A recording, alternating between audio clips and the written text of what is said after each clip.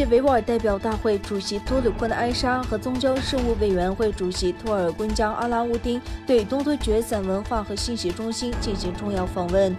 东突厥散文化和信息中心前主席阿布杜吉里里卡拉嘎什先生在办公室接待代表团表示，并感谢市委会的积极和富有成果的工作。他与市委会代表团进行了非常丰富的对话，就东突厥散斗争和国际问题交换了意见，并且多鲁坤埃沙向他简要介绍了他在德国和欧洲参加的会议和其他活动。代表团还讨论了未来发展和合作问题。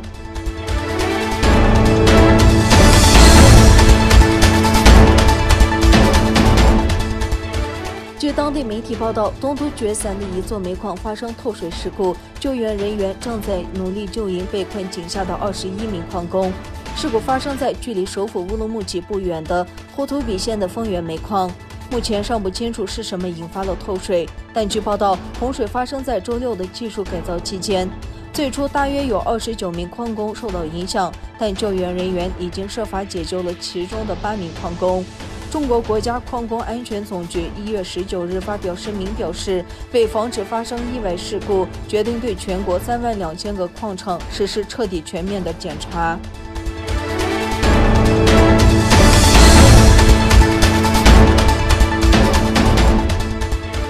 综合消息，中国疾控中心主任高副4月10日在成都召开的全国疫苗与健康大会上指出，中国现有新冠疫苗有缺点，保护效率不高。他分析说，中国目前采用的是传统的灭活疫苗制备方法，但中国应该关注 mRNA 疫苗的核糖核酸技术。作为官方代表，他还罕见地指出，要考虑解决现有疫苗保护率不高的路径，提出了几种不同技术疫苗交替接种的建议。另一方面，美国国务卿布林肯星期天接受美国全国广播公司采访时，抨击中国1年多前对新冠病毒的威胁反应迟缓，称中国在全世界范围内导致的结果比可能发生的其他情况更为恶劣。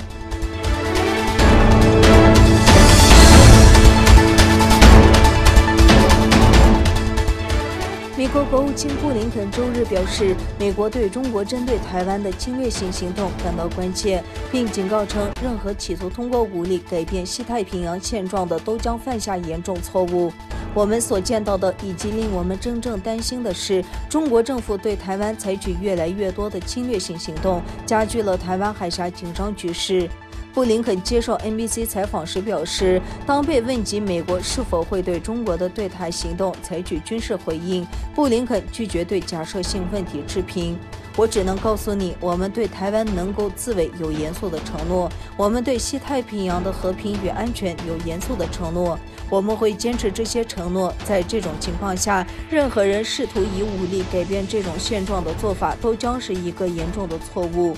布林肯就俄罗斯在乌俄边境集结军队一事警告称，俄罗斯将为其侵略行为承担后果。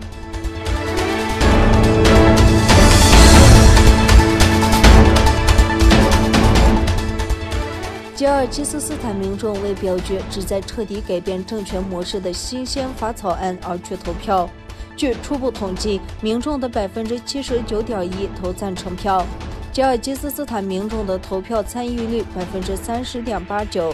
人口为大约650万人的吉尔吉斯斯坦拥有360万名注册选民，其中近125人参与投票。据初步统计结果，旨在过渡至新总统制的宪法修改案公投中，79.1%的选民投赞成票。如此一来，吉尔吉斯斯坦宪法修改案公投超过了50%的门槛。